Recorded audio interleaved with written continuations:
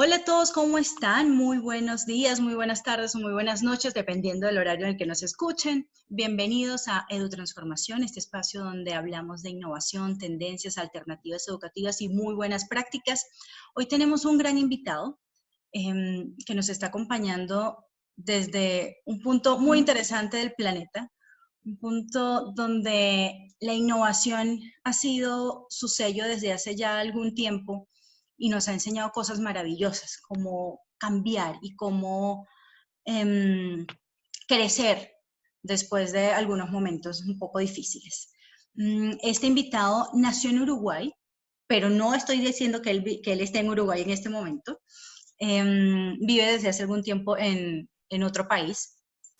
Tiene una licenciatura en Relaciones Internacionales, ha tenido estudios en Desarrollo Internacional, tiene unos estudios bien interesantes, ya igual ahorita él nos contará un poco más a detalle sobre él, pero está acá con nosotros porque tiene una responsabilidad muy importante y además muy interesante.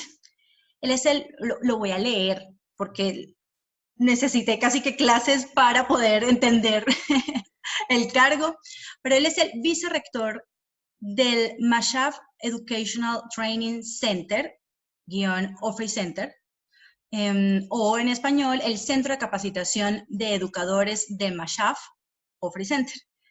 Esto es como un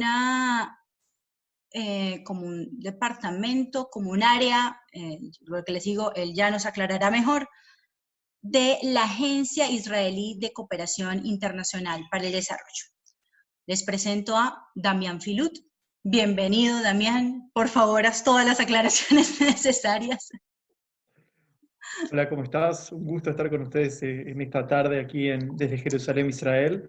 Sí, básicamente está lo que es Mashab, que es la Agencia Israelí de Cooperación para el Desarrollo, que bien lo presentaste, y uno de los centros de capacitación es el Centro OFRI o el MTC, Mashab Educational Training Center, del cual soy vicedirector. Pero feliz de estar con ustedes y a veces suena complicado, pero hace parte de una familia muy grande que es la Familia Internacional de Cooperación para el Desarrollo, de ese apoyo que hay entre las naciones para, para apoyarse y desarrollarse como naciones en temas sociales, educativos, económicos, de cualquier índole, y yo focalizo en la parte educativa. Damián, cuéntanos un poquito de ti. ¿Cómo llegaste tú a esta pasión por la educación unida además a la cooperación internacional? ¿Cómo pasó eso? Creo que tiene un poco que ver con mi bagaje, ¿no? Como bien dijiste, yo nací en Uruguay, mucho tiempo como parte del pueblo judío anhelé vivir en Israel y hoy por hoy vivo hace más de 15 años en Israel con mi familia. Y el momento que llegué a Israel quería compartir Israel, compartir esto que yo estaba viviendo. Y la cooperación internacional fue uno de los primeros nichos en los cuales entré, no solamente educativa, sino comunitaria, cultural. He pasado por un par de organismos que me han llevado a compartir Israel de diferentes maneras, pero siempre de Israel para afuera, compartir lo que estaba pasando aquí con el mundo. Y es así que llego a mi puesto actual. Yo tengo una larga experiencia en mi juventud de educación no formal. Pertenecía a movimientos juveniles judíos. De ahí empieza quizás mi comprender o mi pasión por la educación. Esto de la educación formal o mi conocimiento sobre el sistema educativo formal y las tendencias internacionales, ahora sí lleva unos 10 12 años y es relativamente nuevo, por así decirlo. Buenísimo. Yo soy una apasionada de la educación no formal. Creo que lo importante es aprender y que hay muchas formas de aprender y hay muchas alternativas y lo importante es encontrar esa que se adapte o se ajuste más a nuestro estilo de vida, ¿no? Eh, Damián, cuéntanos un poco qué es el Centro de Capacitación de Educadores del Mashab y qué hacen allí. Cuéntanos cuáles son sus experiencias. Mayab, la agencia asume este rol de compartir experiencia y conocimiento. Esa es su misión, por así decirlo. Y como bien dijiste, Israel ha logrado desde el 1948, donde se funda el Estado, sortear o superar grandes retos que naciones con muchos más años no han logrado superar. Y desde el principio Mayab se posiciona como una especie de mini laboratorio. Y va a focalizar en aquellas áreas donde cree que tiene lo que ofrecer. Una de esas áreas va a ser educación, pero nuevamente, la forma que va a compartir o la forma que va a proyectarse va a ser a través del compartir conocimiento y experiencia. ¿Y cómo se hace esto? De muchas maneras, pero una de las formas es agarrar en cada uno de sus centros y compartir lo que está pasando en Israel. Estos centros están localizados en todas partes de Israel. Hay tres centros madre, por así decirlo, tres centros que pertenecen de facto a Mayab y otros tantos que son como secundarios o subsidiados por Mayab. Y básicamente lo que hacen es dar capacitaciones a profesionales.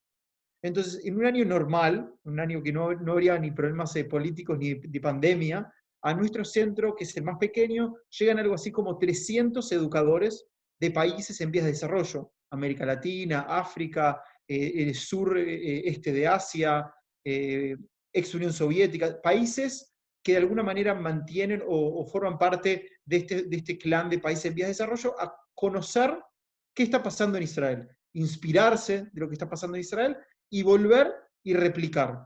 La ley, por así decirlo, es que tiene que ser TOT, digamos, en inglés, Teach of Trainers, o Train the Trainer.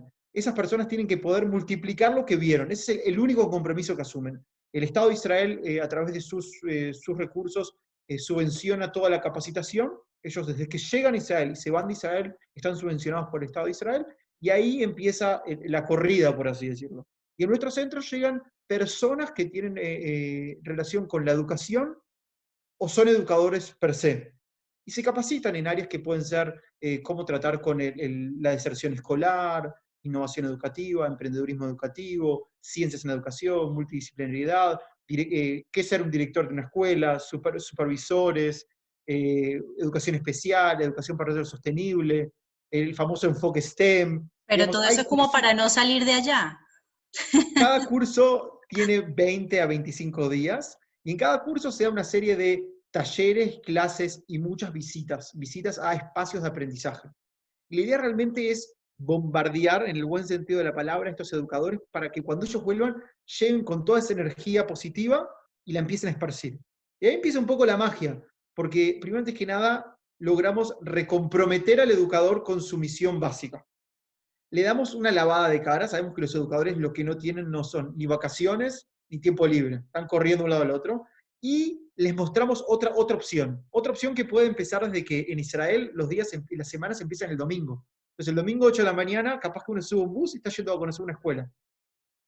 Y puede ser que en la noche tiene una clase de cómo se utiliza una impresora 3D, dependiendo del curso y las necesidades, o quizás un encuentro con profesores que tratan con educación especial. Depende de la clase, depende del curso que sea. Y ellos cuando vuelven tienen el compromiso de replicar. Muchas veces está ese miedo que dicen, pero Damián, ¿ustedes qué quieren? ¿Dónde está el truco? Y el truco es ese, es un truco bien positivo, pero difícil. Vuelva y replique. Y empiezan a aparecer cosas muy bonitas. Claro, me imagino, porque además lo conversábamos en otra oportunidad y era lo importante de compartir, ¿no? El conocimiento, y coincidimos en eso, el conocimiento es para compartirlo, y ustedes están haciendo una labor fabulosa en ese sentido, porque no tan solo están compartiendo conocimiento, sino que están invitando a otros a hacerlo y les están enseñando la manera de hacerlo. Exactamente. Nuestro slogan es un slogan que me acompaña desde que entré a este lugar donde trabajo, el MTC, que básicamente lo creo, que es compartir es inspirar. Digamos, el conocimiento de por sí no tiene un valor como tal. Nosotros como sociedad, como humanidad, hemos creado o hemos progresado a través del conjunto. Si pensamos en un área básica de la educación, la matemática es uno de los esfuerzos de la humanidad más grandes que existen. La matemática se fue creando en un proceso, se está creando en un proceso continuo en conjunto. No hay razas, no hay religión, no hay fronteras. Digamos, la única forma de que la matemática llegue a donde está hoy es al compartir información, al pasar datos de un lado al otro. Entonces, eso es lo que tenemos que entender para poder empezar, por así decirlo. Ese es el primer paso. Acá el primer paso no es reconocerlo, sino aceptarlo y Darlo. darlo, exactamente. Damián, tú comenzaste hablando sobre pues, estas cosas maravillosas que hacen, como en momentos, digamos, normales, un poco entre comillas, porque hace rato la normalidad no existe en nuestros países, pero estamos atravesando un proceso bien particular a nivel mundial. ¿Ustedes han tomado, qué medidas han tomado ustedes y qué decisiones les ha tocado afrontar en medio de, pues, de esta crisis mundial? ¿Cómo ha sido ese cambio? ¿Qué ha pasado con ustedes? Y pues nada, ¿cómo se han transformado en este momento, no? ¿Tú te refieres a Israel o a nosotros como centro de agencia? ¿O a los dos? Pues creo que las dos nos convendría escucharlas porque... Primero, antes que nada, es entender, empiezo de lo más interno. Primero, antes que nada, el que no sabe quién es y cuál es su misión, está muy lejos de lograr flexibilizar y responder a desafíos. ¿Quiénes son aquellas personas que saben responder a desafíos rápido y eficiente? Quien saben cuál es su misión. Si tú no sabes quién sos, muy complicado. Entonces, ya voy a responder esa pregunta, pero creo que ese es el puntapié inicial de qué se hace o qué no se hace. El Centro OFRI y Mayab en general ha apoyado a Latinoamérica desde sus comienzos. Yo mismo, en los últimos 4 años, apoyé en Colombia a una municipalidad, la alcaldía de Paipa, en Boyacá, acompañando al alcalde en un proceso de educación para el desarrollo sostenible e innovación, que eso es lo que llamaríamos en tiempos normales, visitándolos, capacitándolos, ellos vinieron a Israel, yo viajé hasta ahí. Eso es lo que pasa en tiempos normales. Ahora, en el momento que tú entendés que tu valor agregado es tu visión mundial, tu visión de Israel, y reflejarla en un escenario local, eso puede ser reproducido. Y eso es lo que estamos haciendo. ¿A qué me refiero con esto? A nivel de centro, fuimos el primer centro y creo que mucha gente todavía no se despertó suficientemente rápido. Creo que a mediados de marzo todo se empezó a cerrar en Israel, como en todas partes del mundo, o en Latinoamérica en las últimas semanas. Todo se empezó a cerrar.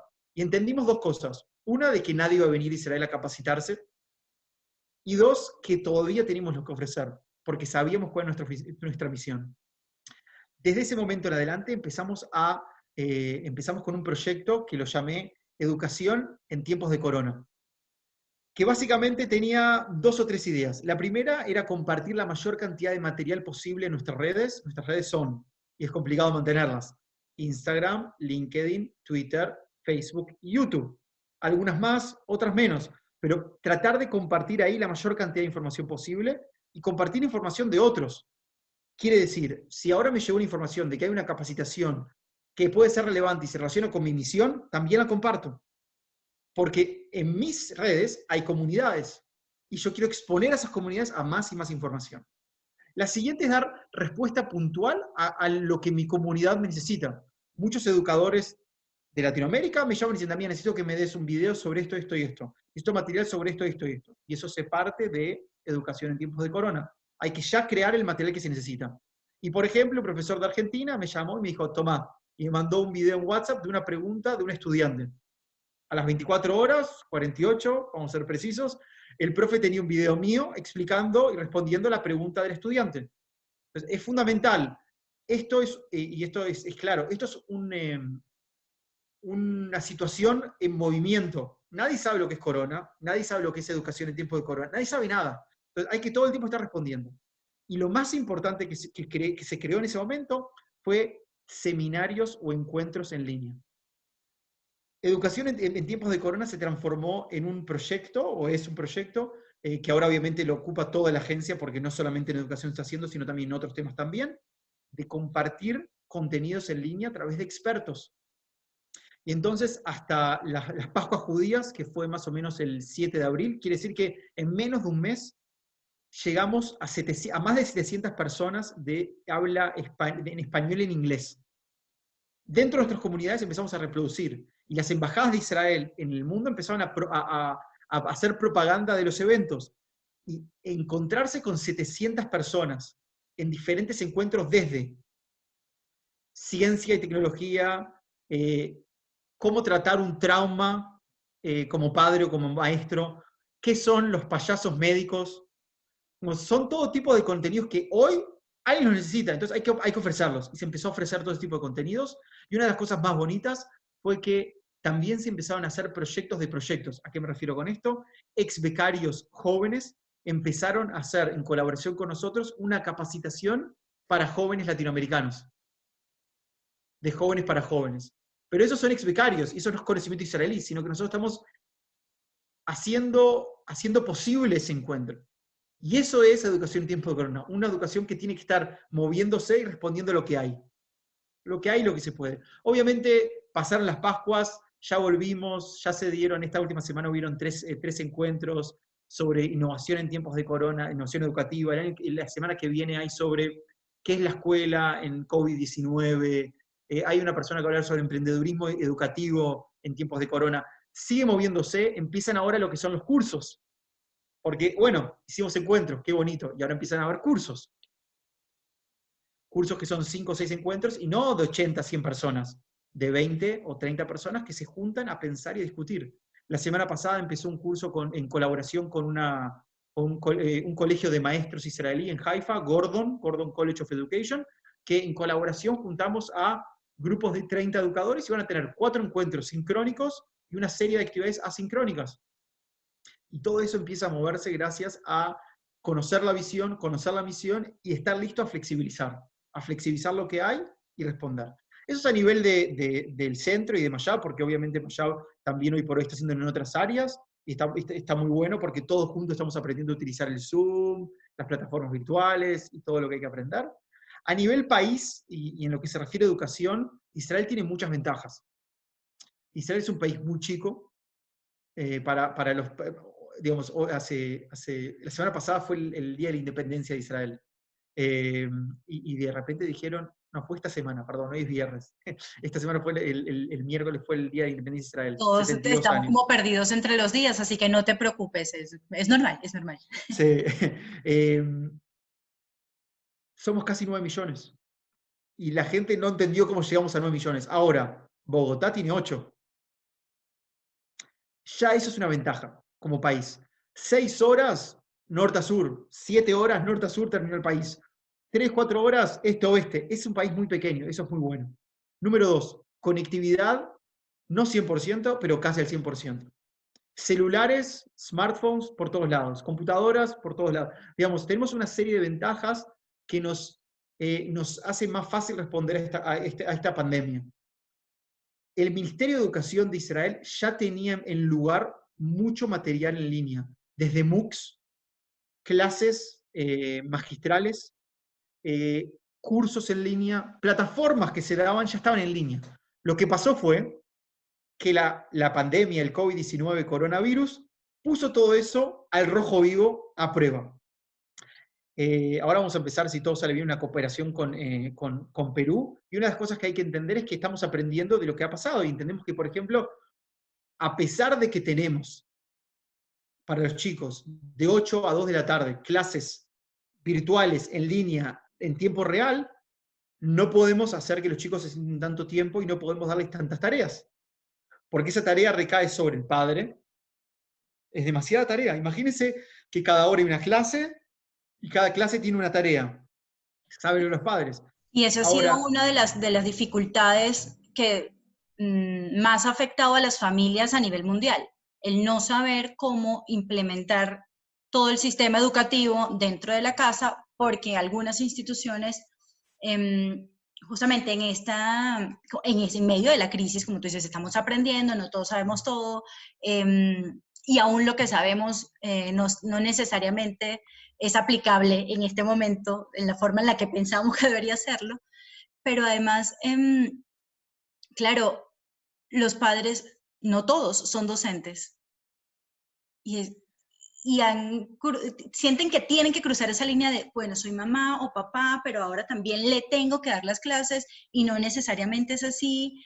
Ha sido complejo, ¿no? Para muchos este proceso.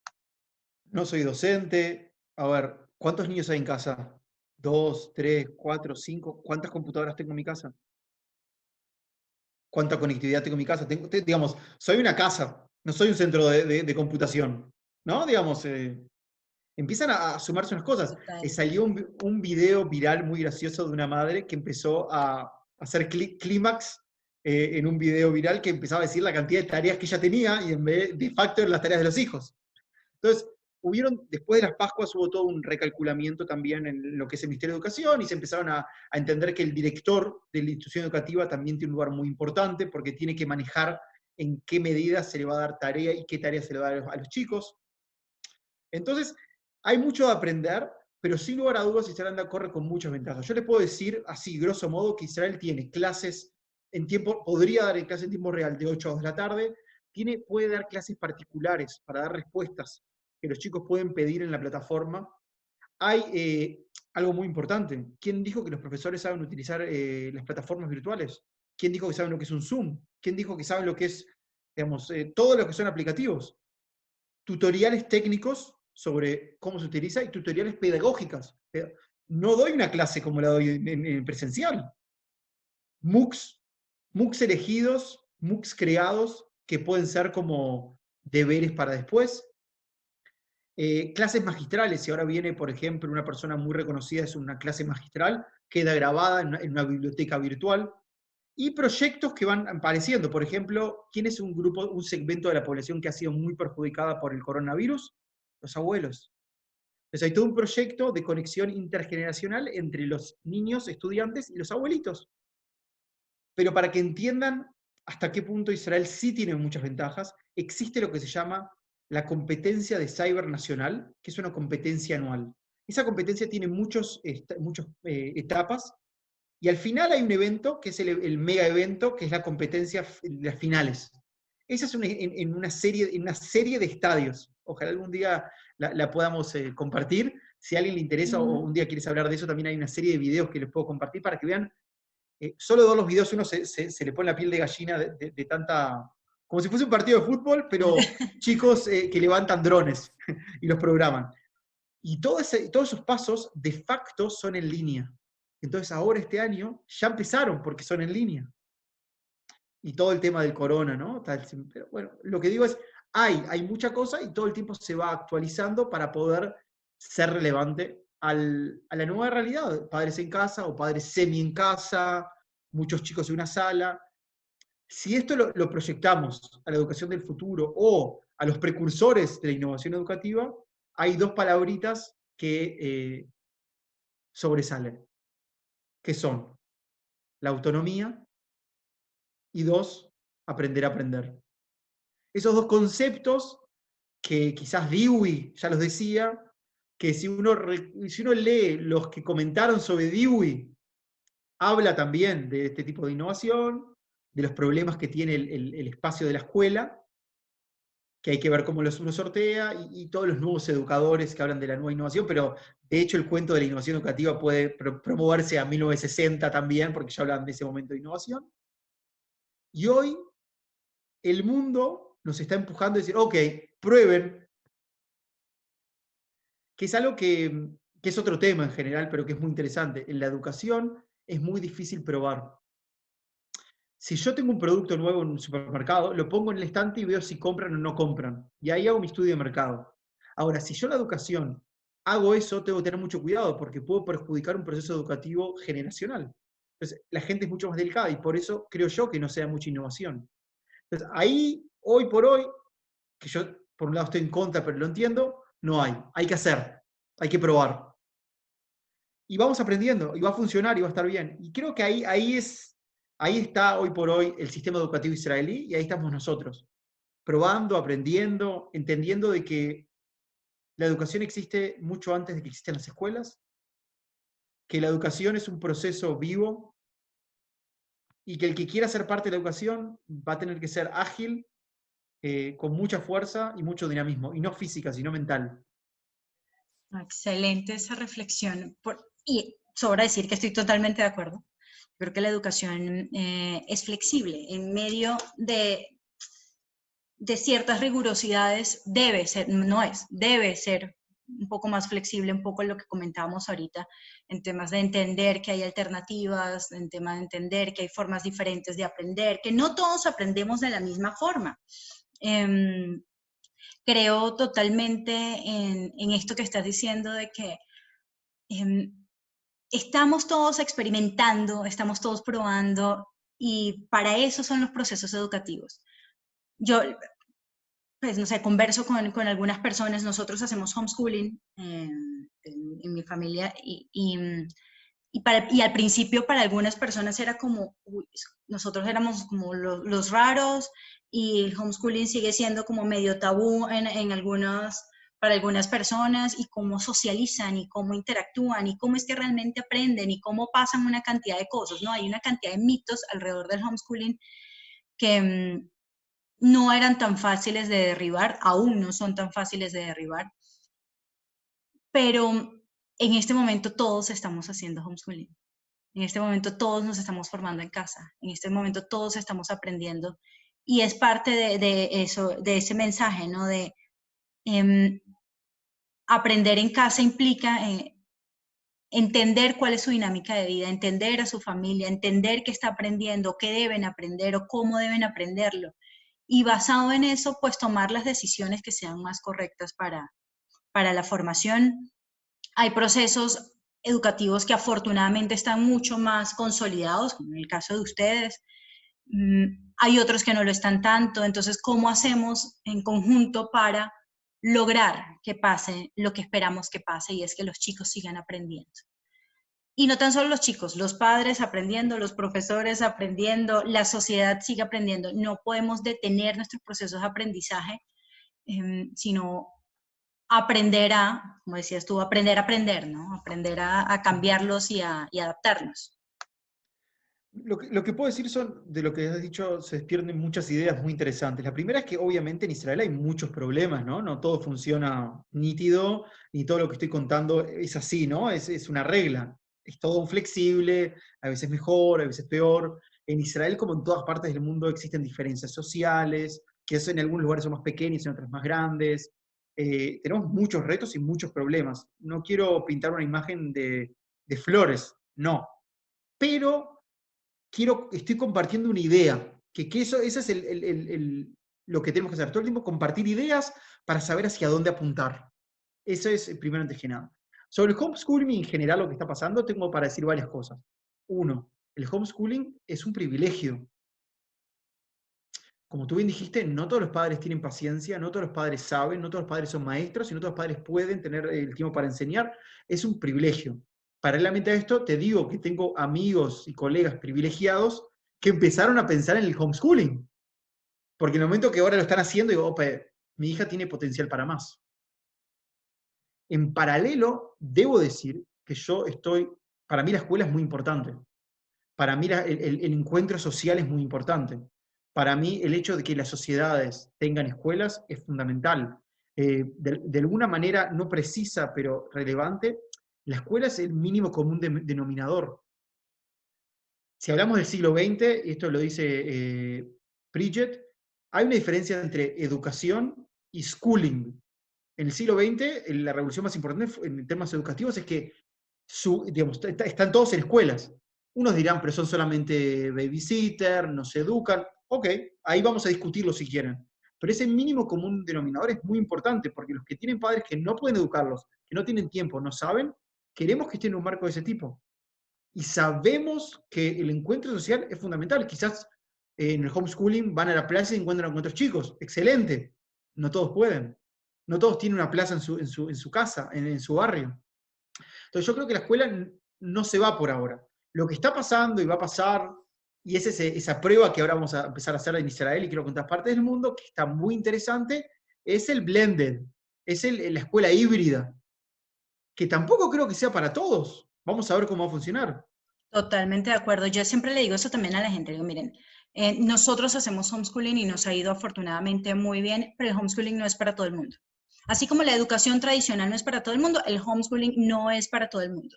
Y la invitación que siempre hacemos es a eso, piensa en procesos paralelos, piensa en complementar, piensa en que si a usted le va muy bien en el colegio con sus hijos, porque usted no lo puede cuidar en casa por N cantidad, o porque simplemente les funciona el colegio. ¿Qué pasa cuando sus hijos están en la casa? ¿Cómo integran actividades para desarrollar habilidades diferentes? o para compartir en familia y aprovechar y aprender. Totalmente de acuerdo. Yo también creo en la integración de saberes, que no hay una fórmula perfecta ni una fórmula mágica para todos. Eso es imposible, es humanamente imposible tener una fórmula mágica para educar a todos en casa o para educar a todos en colegio. Por eso los colegios también tienen diferentes metodologías, por eso la educación en casa tiene diferentes metodologías, por eso debemos encontrar esa forma en la que unamos conocimientos, ¿no? Sí, como decíamos, yo creo que estamos en el vértice, ¿no? O sea, en el lugar donde van a empezar a pasar nuevas cosas. Van a empezar a pasar nuevas cosas porque no tenemos muchas opciones. Y volver atrás quizás no va a ser tan necesario. Digamos, si todo sale bien, este domingo empiezan las clases para una parte, para los primeros años de primaria en Israel. Pero empiezan en grupos más chicos, empiezan unas veces por semana, digamos, empiezan a haber cambios. La pregunta es que después que los hagamos, si funcionan o no, ¿vamos a volver para atrás o no? Y eso es lo lindo para mí. Vamos a probar. Esto es una prueba. Porque entendemos que, porque en todo este tema del COVID está la salud y la economía. Entendemos, y está la educación en el medio, ¿no? Que no sabemos a quién le pertenece. Pero si queremos que el mercado funcione, los padres tienen que ir a trabajar, los chicos tienen que estar en la escuela y ellos tienen que seguir su proceso educativo. Digámoslo así simplemente. Vamos a ver qué pasa cuando el proceso que empieza ahora va a ser medio híbrido, en pequeños grupos, a ver qué pasa. Y ahí vamos a ver para dónde empuja la educación, por así decirlo. Eh, yo creo que la situación esta es un reto, un desafío, pero es triste y frustrante para todo el mundo. Pero quizás rascando de mí el lado positivo, es una oportunidad real para probar otras cosas. A mí me cuesta un poco aceptar que estas cosas tienen lados positivos, pero tienen lados positivos, ¿no? Los animales, la naturaleza, la familia, la educación, están encontrando están encontrando otros caminos. Quizás esa también es una forma de verlo. Sí, totalmente de acuerdo. Damián, hacia allá iba mi pregunta, aunque creo que ya la has respondido un poco hacia dónde vamos, ¿no? ¿Y qué crees tú que se viene después de esto? Y pues ya hablamos un poco sobre esa educación, por lo menos al comienzo es educación medio híbrida, medio empecemos con algunos, medio probemos a ver cómo podemos aumentar el alcance de algunas de las cosas que estamos logrando. ¿Qué recomendaciones? Ah, no, me ibas a decir algo sobre... No, sobre eso mismo que estás diciendo, puedo decirte dos temas muy duros. Aquellos países que tengan lo mínimo necesario, digamos, esa pirámide de necesidades que conocemos, la pirámide de Maslow, que tiene conectividad, que los chicos van a la escuela, que la educación es más o menos posible, en ese mundo la educación se divide en grupos. Están aquellos que dijo, bueno, todos homeschooling, se terminó la educación formal, tradicional, y están aquellos que dicen, despacio, no sé si el día después, si hay día después, porque digamos, todo el mundo piensa que el coronavirus se va a terminar el día N. No creo que va a terminar el día N, ¿no? Digamos, Sí, es un total. proceso que va a empezar a modificar la realidad, y la sorpresa para todos, y lo que sabemos es que esta es la primera de varias. El mundo va a seguir recibiendo esos sacudones, por así decirlo. Perdón, el mundo los está recibiendo. Quizás esta vez fue global, pero hay países que están recibiendo todo el tiempo sacudones naturales, económicos. No. Digamos, ahora como me toca a mí, digo yo, ahora lo siento, pero todo el tiempo hay sacudones, pero como es global, apoya a la comunidad internacional de educación a pensar qué va a pasar. Y en ese caso digo, hay esos que decir, no, el día después del corona todo va a ser diferente. Yo no sé si todo va a cambiar tan rápido. Y no sé si es necesario que todo cambie tan rápido. Y no sé si todos quieren. ¿Se te silenció el micrófono? Ni tan rápido y de a poco. Porque hay que ir probando, pero yo digo con delicadeza. Digamos, no todo lo que fue es tan malo, ni todo lo que va a ser es tan bueno. Y después están los países, como digo, que están en lo que llamaríamos la pirámide, digamos, la parte abajo de la pirámide, ¿no? Que todavía tienen otros retos. Entonces es muy difícil pedirle a un país que no tiene conectividad, que tiene problemas con ausentismo de profesores, que sus programas educativos no están actualizados, que de repente dé una educación innovadora. Digamos, es muy difícil que un niño que no come en su casa y llega a la escuela empiece a innovar. Digamos, hay que respetar las realidades y respetar los contextos. Entonces yo creo que hacia dónde vamos, como todo en esta vida, lento y contextualizado. No hay, porque la gente al final quiere una respuesta única y se terminó. No, va a ser un proceso y va a depender del lugar. Lo que va a pasar, sí, y va a ser muy bonito, es que aquellos países que estén con todo lo básico ya armado y lograron aprender mucho de esta crisis, de este reto, van a poder dar destellos de otra educación y eso va a motivar a otros, en lo que se llama la curva de la innovación, a moverse un poco más para ese lado. Pero no creo que va a haber una respuesta y creo que va a ser bastante compleja. Hay ministerios de educación que se van a seguir rigiendo por PISA y TIMSS. Hay ministerios de educación que nunca minaron a PISA y TIMSS y lo único que quieren es innovación. Y va a seguir esa diversidad, quizás es la que nos enriquece como mundo, como sociedad. Eh, pero creo que sin lugar a dudas, porque hay buenos educadores, algo van a aprender de todo esto. Algo, digamos, en los procesos educativos de aprendizaje, algo se va a aprender y eso sí se va a empezar reflejados en destellos para una educación diferente. Damián, ¿qué recomendaciones tienes para las personas? Las recomendaciones dependen de para qué personas. Para todas en general, lo que les quiero decir es, la educación es y será uno de los motores más importantes de toda sociedad. La educación es y será parte integral de cualquier sociedad. Y denle lugar a los educadores líderes que pueden hacer los procesos educativos de la mejor manera y más efectiva. La educación tiene un problema continuamente, que se ve trancada por sistemas rígidos y se ve trancada por intereses ajenos a lo que es la pura educación. ¿Qué es la pura educación? Es formar a la siguiente generación para que viva en este mundo en la mayor plenitud posible. Por si alguien pensaba que digamos, el motivo de la educación era aprender a Newton y la doble R, no. Eso se aprende, digamos, pocos utilizamos lo que aprendimos en la escuela, en nuestra, digamos, se integra, ¿no? Pero no es para eso que vamos a la escuela, es para formarnos como seres.